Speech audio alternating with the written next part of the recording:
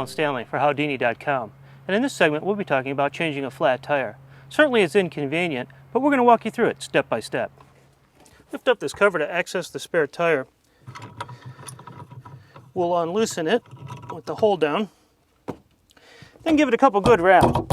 Make sure it's full of air. Worst thing you'd want to do is put on a flat spare. Then you'll remove the tire. Careful, this can be quite heavy. Well, we have our spare tire in our jack. We've set our reflective warning signal out. We've also jocked the wheel on the opposite side of the flat tire, so we're ready to start changing it. The first thing we'll do is jack the vehicle up. You'll have to loosen the jack a little bit in order to get the handle off. This particular model has the lug wrench built right in. Before we jack though, we'd want to loosen the lug nuts, because once it's jacked up, it's going to be very difficult to get those lug nuts off. This particular model has a hubcap, which will just loosen those up. Doesn't take much because they're made out of plastic. Set the hubcap out of the way. Now you have access to the lug nuts. Loosen the lug nuts. Position yourself firmly, pressing counterclockwise. Loosen the lug nuts. Not too loose, just enough to crack them. If it's a little stubborn, position yourself over.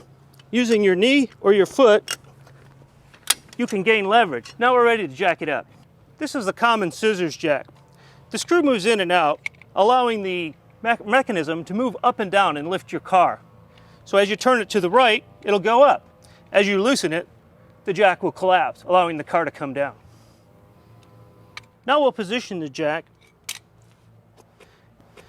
You want to be sure to get the jack on a good part of the frame. Your owner's manual is a good place to find where to properly jack the vehicle. You can raise it up by hand until it contacts the frame and is in good position. We'll use the jack handle to raise the vehicle. Insert the end of the jack handle into the jack. Using it as leverage, it'll help make the car go up easier. Remember to turn it clockwise to go up and counterclockwise to go down. Carefully jack the car up. Never stick your hands or your legs under the vehicle, as the car can fall and cause damage. Jacking can take a while, so be patient and cautious as you jack. Okay, now that the car is jacked up, now we'll take the lug nuts loose. Remember, we already pre-loosened them when the car was on the ground, making it easy. As you notice, they'll come right off now. Trying to do that while the car was jacked up would be very difficult. Remember to keep your lug nuts in close hand. You don't want them rolling away in the grass because they'll be hard to find, and that's what holds your tire on. Again, we're turning them counterclockwise to get them loose, or to the left.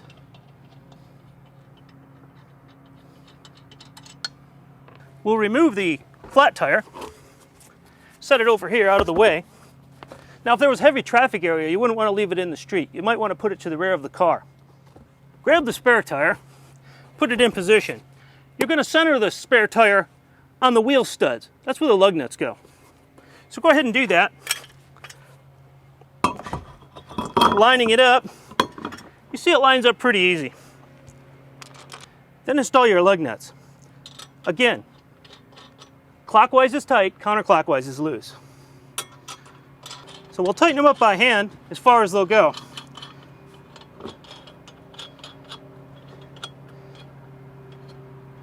Once the tire is centered, lug nuts are hand tight, take the lug wrench. Again, turning it clockwise, tighten the lugs till they're firm. Not too tight, because remember, your car's up on a jack. We wouldn't want it falling off with too much leverage or force.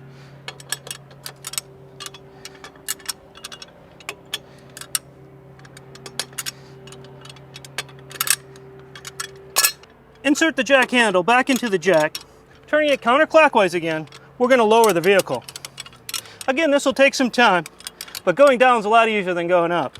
If it seems to be going down easy, you can just do it like this by doing it straight instead of having it angled. But if it's too tough, you can angle it and get the leverage that you'll need to lower the jack or to raise the jack. Turn the jack low enough, you can do it by hand now that it doesn't have contact with the frame, and we can remove it. Now that the tire's on the ground, we'll go ahead and give them that final tight. And we're going to start down here, then move to the top one, then back down, over, and back again. A little star pattern, making sure we have equal torque on the wheel studs. Okay, well, we have our spare tire on, it's aired up, we're ready to go. A couple things to remember though is you want to put everything back in the trunk. You don't want to exceed highway speed on this temporary spare. Make sure you get the big tire fixed and it'll get you back on the road as soon as possible. I'm Alan Stanley for Howdini.com.